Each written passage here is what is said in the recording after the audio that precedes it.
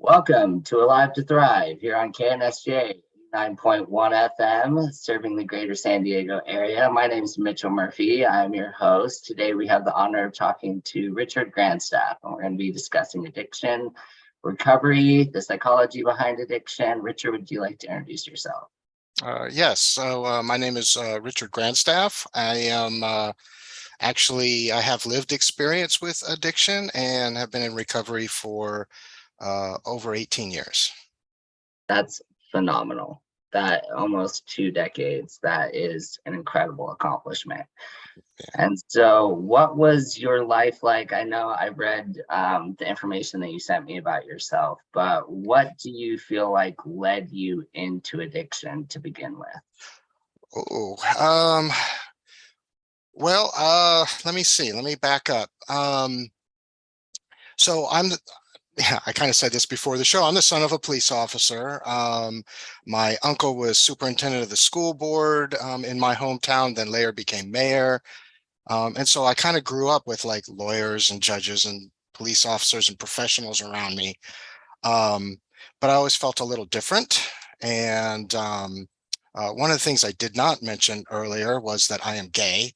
And so I kind of was hiding that for a very long time. And so early on, drinking was a way for me to kind of feel comfortable and feel a part of. And, and then I got into a relationship and he introduced me to some harder drugs, and one thing led to another. And for around 20 years, I was getting progressively worse until I ended up here in San Diego and lost my job, my career, ended up homeless for a short period of time, was arrested, and I came into recovery on a court card. That was probably the best thing that ever happened to me. Wow, that's amazing. And I can imagine hearing that part of your story, that you're gay, that like probably fueled the alcohol, just like feeling like not accepted and feeling like there's like people aren't as accepting of you. Did that kind of play a role, that you were kind of just trying to like drown that emotional struggle? Or it did. And I hid it from my family for a very long time. And when I eventually came out, I had people in my family actually reject me. The other thing that I'll point out too, and statistics bear this out, because now I'm in psychology and I'm a mental health clinician and I teach psychology, but the prevalence rate for substance use in the LGBTQI community is much higher when compared to the population of the United States at large. And so looking back after, doing all the education that I've done, I'm like, yep, I was one of those main statistics. And it was just a part of that lifestyle for a little while. yeah, and I think, I mean, over the last 20 years, the world's become much more accepting, and it's been a lot better. But do you feel like that's fed that statistic, is people struggling with depression, and that lack of acceptance has caused that statistic to be so high? I do. And what's interesting, and we're looking at it now, and what concerns me with LGBTQI youth of today, even though there's been great strides, right, in civil rights, there's also a current backlash. And I can see the pendulum swinging the other way. I don't want to make a prediction, but I am definitely seeing that. Yeah, absolutely. I can definitely see that as well. And I think that it's so inspiring that you took on schooling and getting educated. And that's one of the reasons why I'm so excited to have you on the show today. I've been doing a series for the last few months, focusing primarily on addiction. I battled addiction for a number of years, primarily alcohol. And so I can identify and understand there was a lot of internal trauma and struggles that I was dealing with that fueled my addiction, which is part of the reason why I brought that up, you know. And I've mentioned this on previous shows, that they've proven that trauma and addiction are more closely tied together than food and diabetes. Like, they go hand in hand. With your schooling and your education, what are some of the psychological aspects that you've learned that could help our viewers that might be out there struggling with personal trauma? Well, one of the things we also know is that trauma actually literally changes the brain, right? It rewires the brain in such a way to try to protect itself and to protect us. And what ends up happening many times, unfortunately, is then people begin to develop like maladaptive coping skills and behaviors which seem to protect them, substance use being one of them, to be honest. And there's other behaviors as well, but that end up creating more problems than they actually solve. I currently I've worked in treatment for over 12 years. I've worked in residential substance use disorder treatment programs, intensive outpatient. My current position actually involves co-occurring, but with the severely and persistently individuals that experience mental illness, and substance use is secondary to that. But I've worked in a lot of primary substance use programs. That's amazing. And with all of that background and that research, I know that part of the work that you've done has been working with bringing people together and like unifying people in the sense of like behavioral science and the behavioral psychology. I've noticed from my own personal experience that that's like a key component to recovery, is because addiction isolates, and people, because of guilt and shame, they isolate themselves, that being part of a group like AA or, you know, things like that help with that component. From your experience, what have you seen that has been the most effective in those environments in sharing personal traumas and that matter? I'll approach that question from two different perspectives. One from a behavioral health services treatment perspective. We know that, for instance, that group therapy really goes a long way to help reduce the isolation of individuals, reduce the stigma. People then begin to realize, you know what, I'm not the only one that has experienced this. So it reduces that stigma, it reduces that shame. It gives them an opportunity to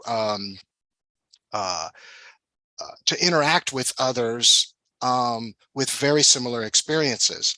You know, oftentimes I've run groups or facilitated groups where there was so much healing that was occurring in there, but it was amongst the clients themselves, them talking with each other, and really my facilitation was a catalyst, but they did the work. I hope that makes sense. The other side of that, and you pointed out like groups like Alcoholics Anonymous, and there are many groups, right? Alcoholics Anonymous, Narcotics Anonymous, Crystal Meth Anonymous, Marijuana Anonymous, Cocaine Anonymous. Just to name a few, there's Smart Recovery, there's Life Ring, there is Celebrate Recovery. There are a lot of community-based organizations that are peer-run that provide a lot of support too. And so oftentimes what I recommend for my clients is not only to participate in a treatment program, but also engage in community based programs, because I tell clients, hopefully, that treatment is short term, that I am temporary, right? I'm in your life now, and then I'm going away. And then what you build while you're in treatment, and out in the community is going to be your ongoing support. Yeah, that makes perfect sense. And I think creating that safe space for people to get out and, like you said, that they realize that they're not alone, and learning from each other's experiences and coming together to cause that healing, I think is amazing. And from my own personal experience, just being in a room filled with people and being able to be vulnerable. They say that the first step to fixing a problem is to admitting that there's a problem in the first place. And to have people be vulnerable and open with their emotions encourages that, and it pulls up that ability for people to be vulnerable with themselves.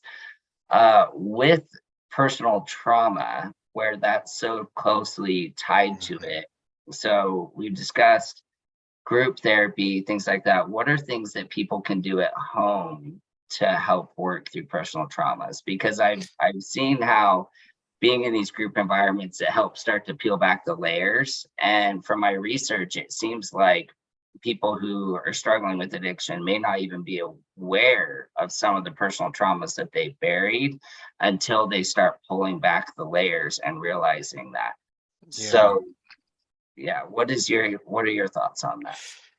You know, so some of my thoughts on that are, one, as we were talking about, the personal trauma and people having to be vulnerable. First of all, that's huge when they do that, because they have existed in an environment where it has not been safe to be vulnerable, right? Where being vulnerable means you get taken advantage of. And so the first step, well, the first step in like treatment is to like help them in a safe therapeutic environment break that down. You said, what can they do at home? And I'll be honest, I'm not sure I have an answer to that, right? When I think of that, I'm thinking of a person that's isolated, and they can get trapped in their own cognitive distortions, unhelpful thinking styles. So if there's anybody out there listening that is struggling with this, it can be difficult to do it on your own. And I encourage you to pick up that phone and reach out. Since we're talking in San Diego, 211 is an awesome resource to give them a call, tell them what your needs are, and they will point you in the right direction for like mental health services, substance use disorder services, if you're feeling suicidal, because we lose a lot of individuals with trauma, mental health, and substance use to suicide, which is, again, the statistics bear that out, that when compared to the population at large, it's just a much higher percentage rate. Absolutely. And it's tragic. I've lost many friends to suicide, and that's part of the reason why I decided to work in this direction and get into broadcasting and to start a show. And why I've been focusing on addiction is to help save lives, essentially.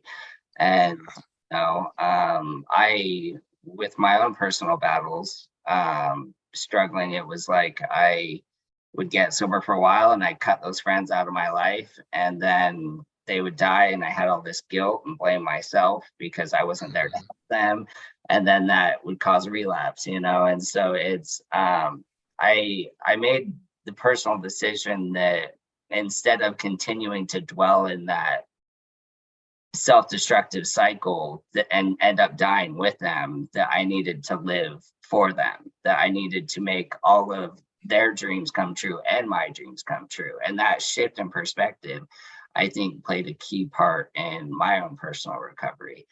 And just to backtrack a little bit, so when I was talking about things people can do at home, I just want to be clear. I absolutely think it's essential for people to be part of a program where they're involved with other people. I just meant something that people can do during the week, so say if they go to one meeting a week, that something that they can do at home. things that I've recommended to friends was journaling, like writing Hmm. down. So when they get their first day of sobriety, they write it down and Yeah. write down what they're feeling and go day 2, day 3, day 4. And it's something that keeps them consistent. And if they do relapse, write down what happened, what was the trigger that caused them to relapse. And so and get back on track. And so that they can start narrowing down what the triggers are and what they can do better to be less susceptible to relapse again. Yeah, absolutely. And I apologize for misunderstanding your question, but I totally see exactly where you're going. And journaling is one of those things, and you're absolutely right. When I'm working with clients, that might even be a homework assignment that I give them, right? Is journaling and kind of deconstructing their last use. And I will tell you this too. Uh, when we were preparing for the show, and one of the things that I wrote to you was, I'm a big proponent. I want to reduce stigma. I like person first language, right? So in other words, it's not an addict. It's a person experiencing symptoms of substance use. It's longer to speak, but it's a lot kinder and it's less stigmatizing. And the same thing with relapse, right? That word, and I'm going to share my opinion. Okay, this is my opinion. Um, uh, but the word relapse gets thrown around way too loosely, right? And one of the things that I've learned over time, and I educate my clients on this as well because it reduces that shame and stigma, is that, first of all, you hear the terms chronic relapser. All you're doing is you're beating that person down and saying you're not doing the right thing, you're no good. That person is not a chronic relapser. They're suffering through active addiction and they can't stop, right? They're not a chronic relapser. I want to take away the implication that they're doing something wrong. The other thing we know too, is that sorry. So what I try to do is I try to educate my clients on the difference, what a relapse actually is, right? Clinically speaking, and if we talk about the stages of change that people go through from pre-contemplation to contemplation, preparation, action, and maintenance, a person who is in contemplation stage of change, and they might even be dipping their foot in the AA pool, for example, but they're still drinking. But in that room, they might get called a relapser. They're not relapsing. They're still engaged in active use. They're exploring their options. They're trying to make a decision to resolve their ambivalence. And so I try to really reduce that stigma. And so with clients, if they come in and they say, yeah, I used yesterday, and I'm like, okay, let's talk about what happened, but you're in today and you're telling me about it. I'm sorry, that's not a relapse. It's called a recurrence. You had a recurrence. What the old term in AA that people might hear in the AA rooms would be, that's a slip, right? But it's a recurrence. And I really try to be very, present things in a clinical, psychological way that is objective without the judgmental words. And really educate the clients. I had one client when I went through that whole process and explained, he was like, wow, no one has ever told me that before. And yeah, so getting back to the other part of that is, I do think it's important to deconstruct the recurrence or the relapse, depending on which direction it went. And not to discount the positive and the progress that they made. Let's figure out what was missed so that we can focus on that, capitalize on the strengths that you have. Because if you maintain sobriety for 6 months, there's something there. Let's figure what that was, find out what was missed, and let's help you make progress. I think with substance use disorders, there's even today, there's like this moral component, like the person is doing something bad. And it's true initially when a person first uses substances, it's voluntary. They're sober, Nobody's twisting their arm, but it is a perfectly natural human occurrence to want to alter our perceptions. That's why people go home and have a glass of beer or wine or whatever, right? But if there's a genetic vulnerability or predisposition, if there's an environmental vulnerability, right, that makes an individual more susceptible to developing a substance use disorder, that's what ends up happening. So yes, it's voluntary in the beginning, but then that repeated use over and over and over again, we also know rewires the brain and the pleasure reward system to where it alters our ability to engage in sound judgment. And now we're stuck in a position where we're compulsively using and we don't have the power to stop. Wow, that was so powerful. And I really, really like how you broke that down, and especially calling it recurrence. And that's, I think, a big part of what people miss is the aspect of where the person is right now. And the fact that, like you said, they're in your office today, like something happened yesterday, but where are they right now? And I'm a big supporter of that, of, accepting the past, embracing the present, enjoying the future. You need to accept what has happened, because you can sit there and continue to beat yourself up all day long over past mistakes that you can't change, and nothing's going to change that. Or you can accept that and embrace where you are right now and get a good, strong foothold and move forward in a positive direction. And so I that was so powerful. Thank you so much for sharing that. And when it comes to some of the other work that you've done, I know that you've done, and I've never heard of this before, it's EMDR therapy. Yeah, Um, yeah. to explain to our viewers a little bit more about that, and the eye movement desensitization and reprocessing, and how that works. Yeah. And so the way this works, so just to so when we sleep, and we go through what's known as rapid eye movement. And the hypothesis behind that is that the brain is reprocessing and organizing memories and things like that. But it occurs at very short bursts when you're sleeping, like 15 seconds, 30 seconds. It doesn't last very long, even though when you're dreaming and you wake up and you remember your dreams and it feels like, wow, that was, that lasted forever.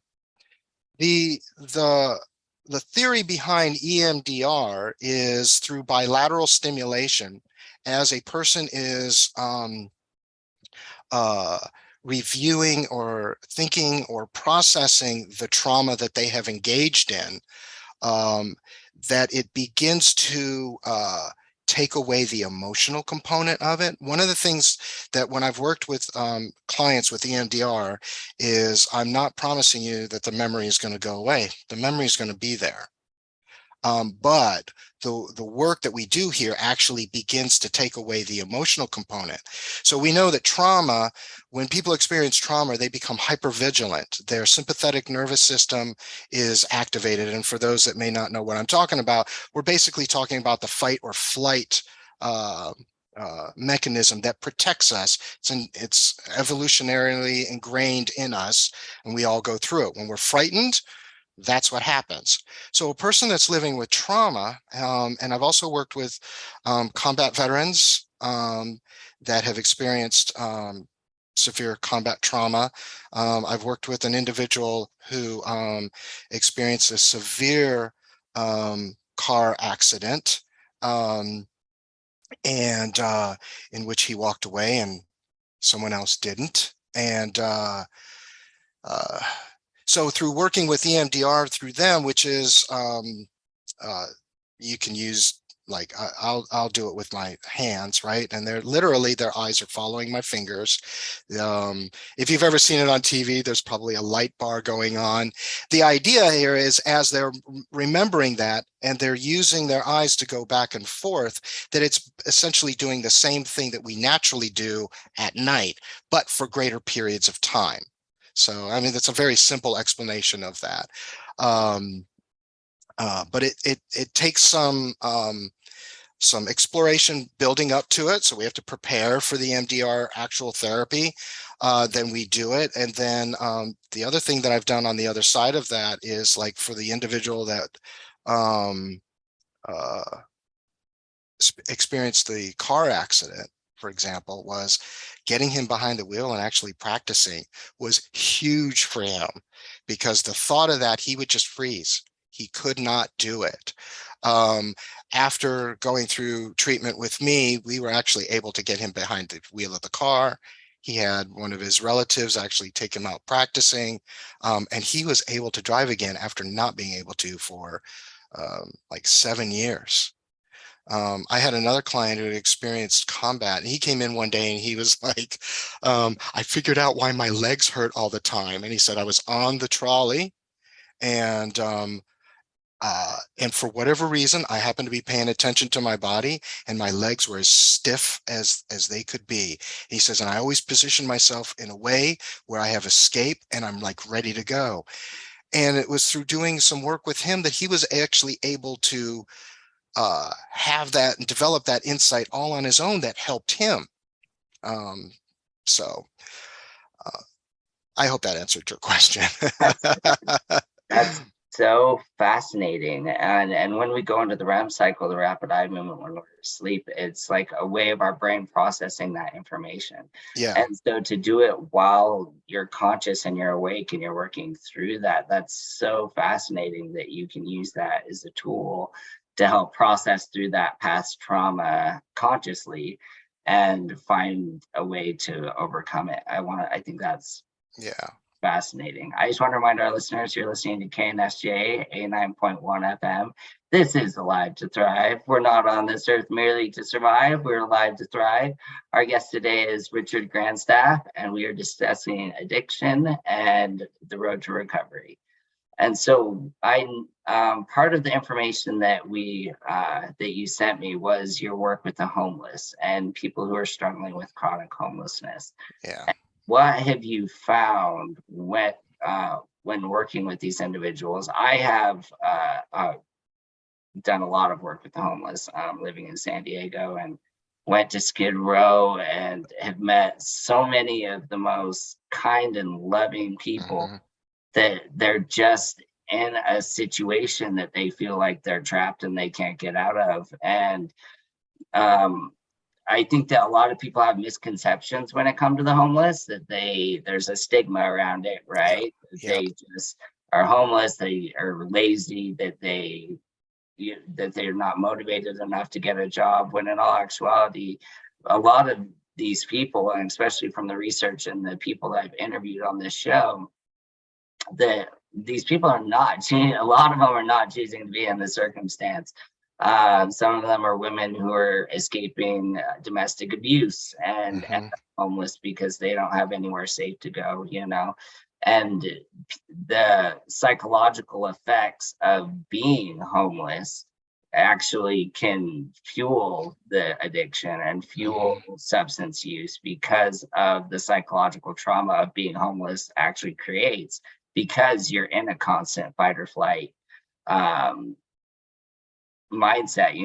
As what is your work? What have you learned with your work and dealing with people that are suffering from chronic homelessness? Very similar to what you've described. And I will tell you that I have met some of the most creative, ambitious, kind individuals that you would ever want to meet. And you're absolutely right. They find themselves in circumstances that that in many cases are way beyond their control. The population that I'm currently working with are experiencing severe and persistent mental health concerns. So, a kind way of putting that is they're not in the same reality that we're in. And many of them are experiencing symptoms of, for instance, schizophrenia, which then, brings on paranoia. So even when people are going out to assist them, the team that I have here, about 80% of the work that we do is actually out in the field, in the community with the clients, right? And we will meet them. Some of them we actually are able to have housed, because we are a housing first program. So that is a main focus. But believe it or not, some of the mental health symptoms actually even prevent that. Like they're scared to be inside. Um, and and it's and to some viewers out there, you may say to yourself, I don't understand it. I don't get that.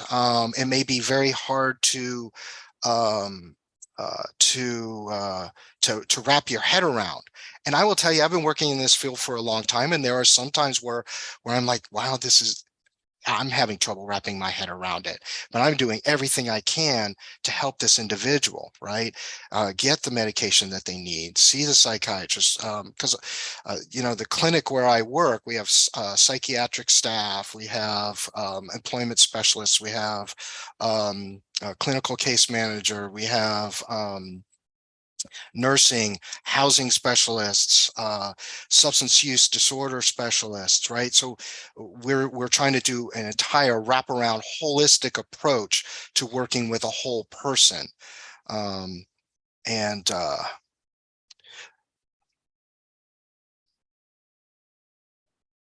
many of my clients are suffering severely. And earlier you said you talked about suicide. And if I get a little emotional here, please, forgive me, because I care about my clients. And recently we lost a couple of clients who have passed. The mental health symptoms were such that they were not able to experience recovery. And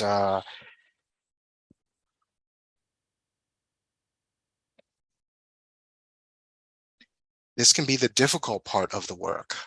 On the other side of that, I have one client that I'm thinking of that, has been reunited with their children and, excuse me, reunited with their children, has, through subsidies, been able to get into a very nice apartment, have her children with her, is now working in a way that she had not been able to do for a very long time, right? And so this is what recovery looks like. And even with that, she still needs, the subsidies, and because there's still many barriers. Um, you know, a lot of the individuals that we're working with, they're indigent poor.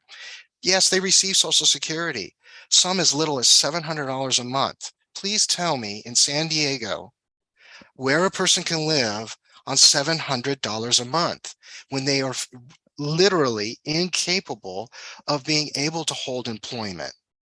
This country we are rich, and we can afford to take care of those who cannot take care of themselves. On the high end of Social Security, I have one client that has 1,300, and that's the most I've ever seen. So they need that Social Security. They need the housing subsidy. They need the EBT.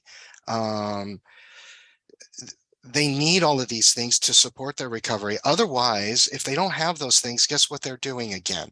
They're going right back out because there's no other choice. And then coming back to the substance use, not only is substance use, we know that there's roughly a 60% comorbidity rate between mental health concerns and substance use. But also among the homeless population, I've worked with individuals like that will tell me, I don't really have a problem with meth, but I needed the meth to stay awake, to stay safe, because it is dangerous being homeless. Um, you know,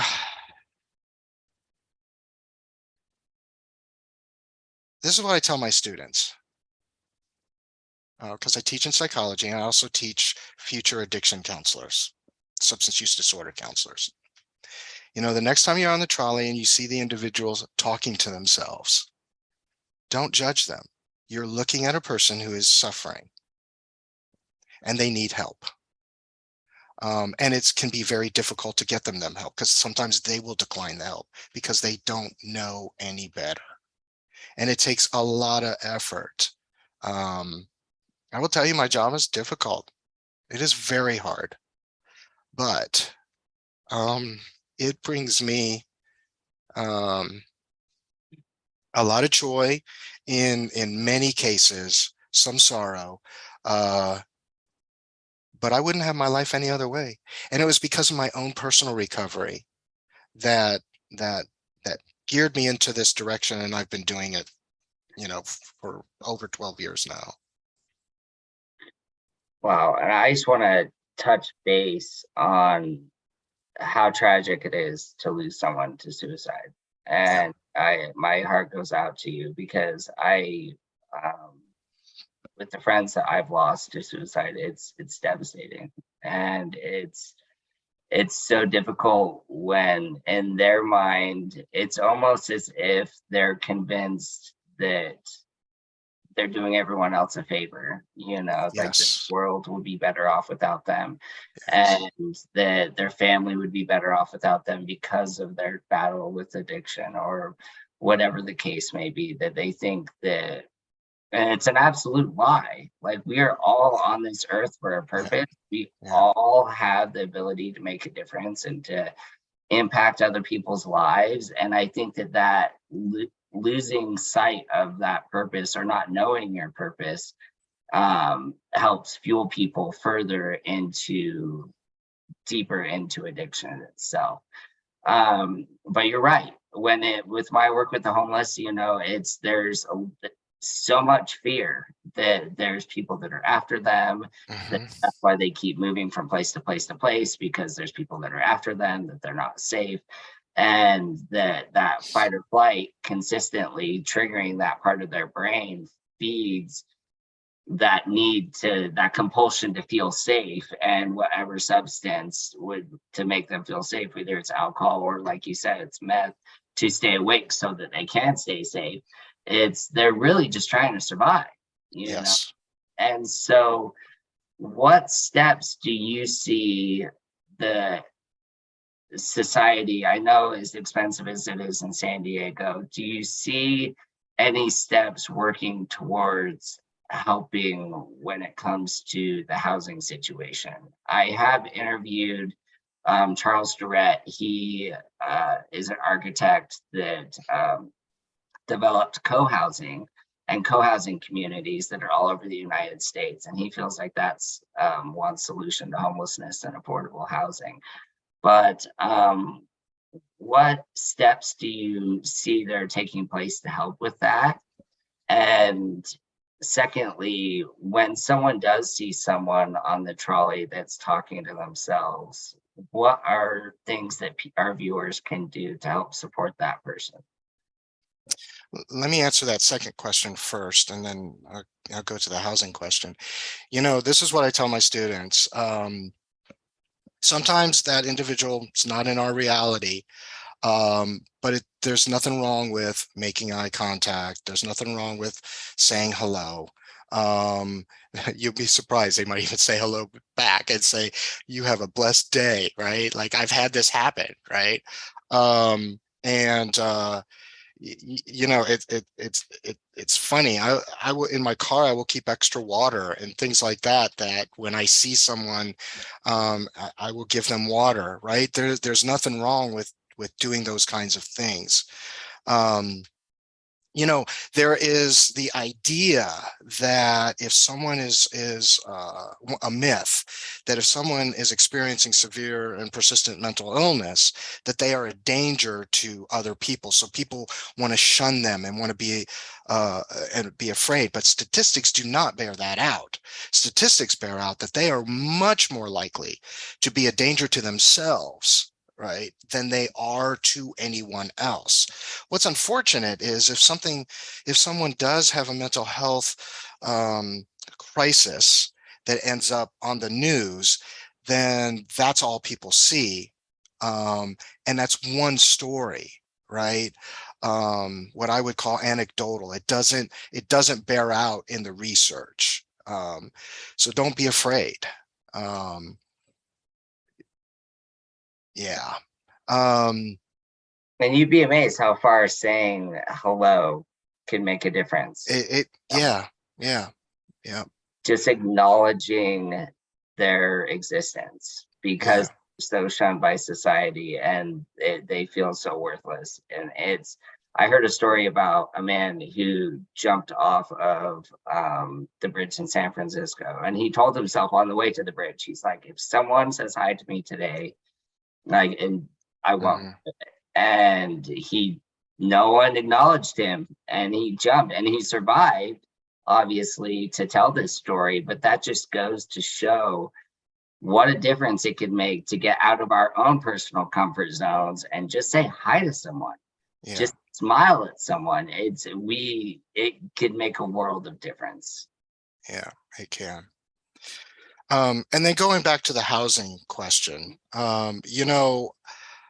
I see the housing coordinator that we have here. She works very hard to get our people housed, and she works with the San Diego Housing Commission, who works very hard to get people housed. I think one of the biggest things, and I would just call on our politicians, we need more funding.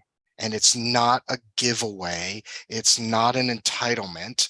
It's people who are less fortunate than me, right? As a white male, I haven't experienced all the barriers. Yes, I'm gay, so you could say I'm in a minority, but I have the privilege of being able to even hide that, right? I don't think that most people think I'm gay the first time they meet me, right? So so I have this, I haven't had the barriers that some of my clients have, right? So there needs to be more funding. There are many gaps in the system. The people who work in the system, like me and the people, my coworkers, and I've been in this field for a very long time, so I know lots of people at lots of different programs, right? We all work hard, and we all have the same goal in mind, and that's to help other human beings. Fact is, we're just not putting enough money into the system for that. Yeah, absolutely. And it's like, from all the interviews that I've done, it's the system's broken. Essentially, the system is broken. And the laws that are put in place make it so that people that are struggling and suffering from chronic homelessness become trapped because of the broken system. And and firsthand, you would know better than anyone, because I mean, take this for example. There's a woman who's suffering from domestic abuse. She is homeless, sleeping on the sidewalk. She gets a ticket for sleeping on the sidewalk multiple times. Then, because of this misdemeanor, she's not allowed to go to that area anymore, when that inside of that same area is the facilities that she would need in order to get the help in the short-term housing that she needs.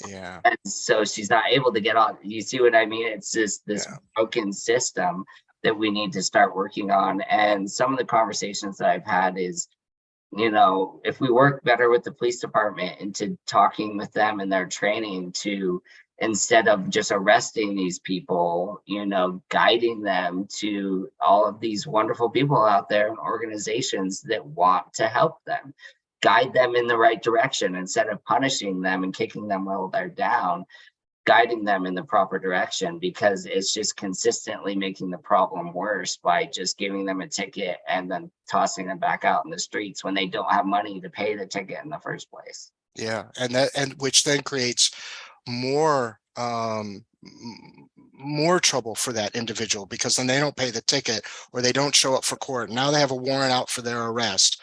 One of the volunteer positions that I did for a very long time that I neglected to even tell you about when I wrote to you was I was on the executive committee for the homeless court program here in San Diego County. And I want to put a plug in for Steve Binder. He was the public defender. He's since retired, but he was the public defender that started the homeless court program in conjunction with Veterans Village of San Diego and oh no, it's going on in my head. I can't remember. Stand Down event that they have every summer. And that started uh, in the late 80s, I believe. I forget exactly when, but this was the first program in the nation. And now it has spread to across the nation. And what Homeless Court does is it addresses those very things that you were talking about. So they can have their warrants taken away. They can have fines expunged, or that's not the proper word. Um, uh, but dealt with because of the work they've done in programs. And so the way it works here in San Diego County is that there's a network of programs that participate in Homeless Court, and they can refer their clients. I know I was a Homeless Court coordinator. I still do it to this day, even though I don't sit on the executive committee.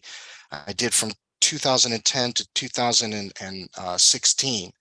Um, but a client that's participating in that has this stuff going on, that's having their wages. I have a client, his Social Security, you remember how I told you how low it is? His Social Security is being garnished. And it's because of these situations, right? And so by going to Homeless Court and being able to participate in that program and go before the judge, then all of that stuff can be wiped away, and it gives them a clean start, so they don't have to worry about that. I have worked with clients that have had thousands and thousands of dollars of fines taken away because they got into recovery, they are making progress, they're now housed. Trolley tickets is a big one, right? They don't have the money for a trolley. They hop the trolley, so then they get a ticket for that, and then they don't show up, and then so hopping the trolley then becomes a huge big deal and a big barrier. Can't get your driver's license if you're in arrears with child support. And so we help them work with people with that, so that they can get on the path, so they can get a driver's license, so they can get a car and go to work to pay the child support. You see, it's like this vicious cycle, right? It just, some things, please make it make sense. That's all I ask sometimes. Yes, absolutely. And so how would people use this resource, a homeless court? How would people get involved with that? They have to be connected with a program. So, so if they're in a treatment program that is a Homeless Court provider, and I forget what the website is, San Diego Homeless Court.org or something like that. I forget. I'll look it up before we go. And if they get connected with a provider and they're in recovery, then they can be referred to the Homeless Court program. So it has to be an internal referral. And the individual does have to be in recovery to be showing that they're making some progress. I think that's absolutely phenomenal. And really, I think it's giving people hope that are suffering with chronic homelessness, because there's so much hopelessness out there and despair that is fueling this pain and suffering. And so having a program like that, I think, is absolutely phenomenal, because you can tell them, look, if you can just start making these simple steps, just taking a few steps forward, and we see that you're working in the right direction, then to help provide taking that weight off. Because I can imagine there's thousands of people who are homeless that are struggling right now with tickets, and the anxiety and stress of the tickets is fueling their addiction. It's fueling their desires to try and numb everything out. And so I think that is absolutely phenomenal resource. And you can just text me the link, and I'll include it with at the description of our video. Okay, and I will do that. But it is homelesscourtprogram.org. Perfect. That's what it is. And with all the work that I've done with the homeless, I did not realize that even existed. I worked with Michelle Woodson. She's been on my show, and she works with Think Dignity, and they work at helping people with court, homeless people, people suffering from chronic homelessness, when it comes to fighting for them and working with court cases. But I wasn't aware that there was an actual homeless court available. So that's fantastic news. Yeah, it's one of those awesome opportunities. There's also here in San Diego Behavioral Health Court, which is a special court for individuals that have had criminal charges, but it's based on their mental health condition, right? And then there's Veterans Court that is also available here. I have not been connected with either of those. I just know of their existence. Um, so there are lots of good things happening in the community. Absolutely. And I think that it's really just getting the awareness out there, like getting the awareness out there to people that there is hope and that there is a light at the end of the tunnel. So I just want to remind our listeners you're listening to KNSJ 89.1 FM. This is Alive to Thrive. I'm your host, Mitchell Murphy. We have the honor today of speaking with Richard Granstaff, and I am so grateful that you came onto the show today. We have about 10 minutes left. I would like to talk more about the organization that you're currently working with and what it means to be an ACT supervisor and what you do with that. Yeah.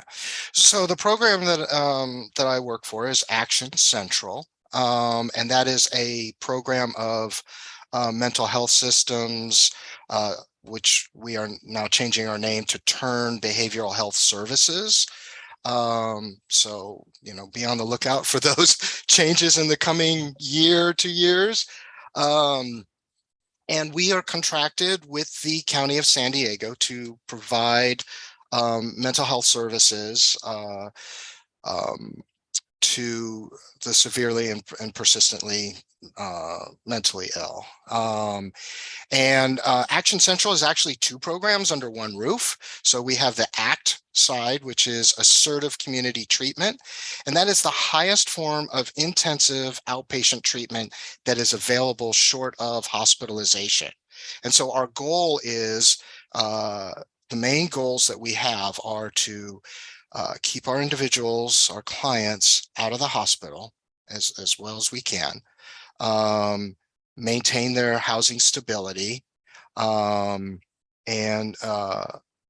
decrease the recidivism if they have any criminal activity or if they're on probation, to support them in that way as well.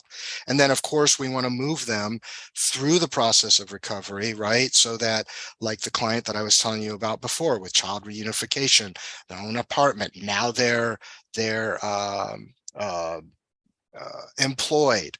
And so at this point, for this particular individual, now we'll be looking at stepping them down from this more intense program to a lesser intense program, but where they can get the support so that they're not just dropped off. It's really important to have that continuum of care until they're at a point where they no longer really require our services and they're thriving in the community. And I love the name of this show, Alive to Thrive. Sometimes when I tell my story, I like to say there's life after meth, because there is, and I've definitely lived a full life after meth. Then we also have a substance use disorder side, and these clients can be enrolled in both of those programs or one or the other. And they can be with us for as long as they need. I have some clients that have been with us for 4 or 5 years, others that have been with us for 2 years, and now they're getting close to kind of stepping out. So different people have different needs. And so we really tailor and individualize the work that we do to help them make their best progress, their best outcomes possible. That's absolutely incredible to have so many resources under one organization and to treat it at all the different angles, because it's such a complex problem that we're dealing with when it comes to the psychology behind addiction. And I think that that's one of the primary things that I'm so grateful that you came onto the show today and that we've really been able to break down, was like understanding the psychology behind what is leading to people being in these circumstances to begin with. Yeah. One other thing that I'd like to say, earlier we were talking about suicide, and I wanted to point this out, and I lost my train of thought at that point, but there's a lot of stigma around suicide as well. And when I'm teaching my students, because I teach psychology and I also teach case management and law and ethics. And one of the myths that we talk about is that suicide is the most selfish thing that a person can do, right? I'm sure we've heard that, and it's absolutely not true. In their mind, they're being selfless. It's the best way out.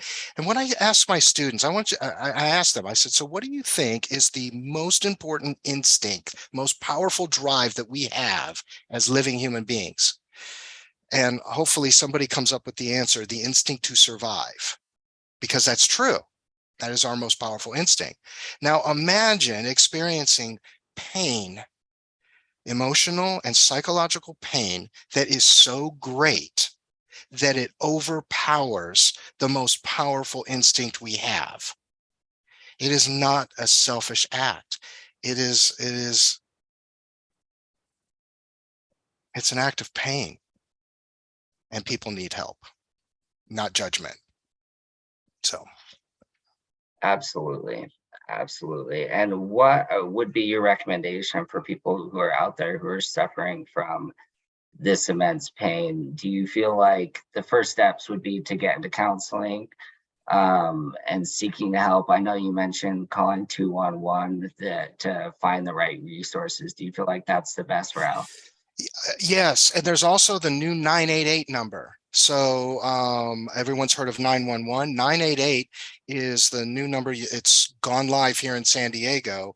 For those that are experiencing thoughts of suicide or hurting themselves, they can call this number. It's like the San Diego Crisis and Access line, and talk to someone there and get help. That's fantastic. So 211 and 988. So we'll definitely want to make sure to share that with people, to really, because I mean, that's the biggest component of all of this. And the more that I've dove into all of this and all the work that I've done when it comes to helping the homeless or bringing awareness to sex trafficking or helping people with addiction, is awareness. Because there are so many good people like yourself, Richard, that want to help people, that have the heart and the love for people, that want to make a difference in their lives, and that are willing to help walk through all of this pain and walk through the trauma and get to the other side and to reach recovery. But if they're not aware that organizations even exist, just like if they don't know that a homeless court exists, then you don't know what you don't know. Right. And when we know better, we do better. I stole that from one of my coworkers. Her name is Kathy Merritt. I should give her credit. Yeah, she always says, when we know better, we do better. And it's absolutely true. Yeah, absolutely. And, it can go as little as smiling, knowing better, and saying hi to someone, to giving someone water. I love the fact that, like you mentioned, just having extra water in your car, really, especially with as hot as the summers get, can make a difference. When in San Diego, I would go to stores and I would just talk to the store managers, and I would say, hey, are you guys throwing away any produce that you'd like to donate to the homeless? And it was amazing. Some of the people, when I was up in LA before I went to Skid Row, I stopped at a store and the manager smiled. He's like, meet me around the side. And he had 2 shopping carts half filled with breads and cakes and donuts and all of this produce that they were just going to throw away. Yeah. And so there's many levels that people can get involved. And, I think that there's so many great organizations out there that you can become a part of. And I think that was a big part that I had to recognize. Was I had this desire that I wanted to make a difference in the world, but there's so much out there and it's such a complicated issue. How do you fix it, right? And so I realized there's tons of people just like me that want to make a difference in the world too, and just start networking and getting tied into all these different networks. And then I created the show so that I could help bring awareness and share it with people. And so I'm so grateful, Richard, that you joined us today. Do you have volunteers work that people can get in touch with Turn and to work with you, your organization? So I don't because of the level of work that we do, I don't have like volunteer positions. We normally will have like interns that are learning come here. But if a listener wants to call the mental health services or Turn Behavioral Health Services office number, there might be somebody that can point them in that direction. You can also go to turnbhs.org. That's our website that talks about our programs. And I'm not sure if there's career, there's career and internship opportunities there. I'm not sure about volunteer. So I apologize for not having that information. No, not at all. That's fantastic. And I was going to ask for your website as well. So I'm grateful that you shared that, so we can include that for all of our listeners out there. They can look and see all the work that you're doing. Are there any last thoughts that you'd like to share before we wrap up the show? No, other than thank you very much. This has been an honor and a privilege. I really appreciate it. I love the fact that you're doing this show and that I've got to meet you, and you keep doing up that good work that you're doing out there. I mean, because that's what it is. It's good people doing good things. So. Well, I'm honored. I really appreciate that. And I'm honored that you joined us for the program. And I would love to have you on again sometime because of the depth of knowledge that you have from all of your experience. It would be great to have you on again sometime. All right. Well, it would be my honor. So. Fantastic. Well, thank you all for joining us today here on Alive to Thrive. Remember, we're not on this earth merely to survive. We are alive to thrive. I'm your host, Mitchell Murphy, and we'll see you next week.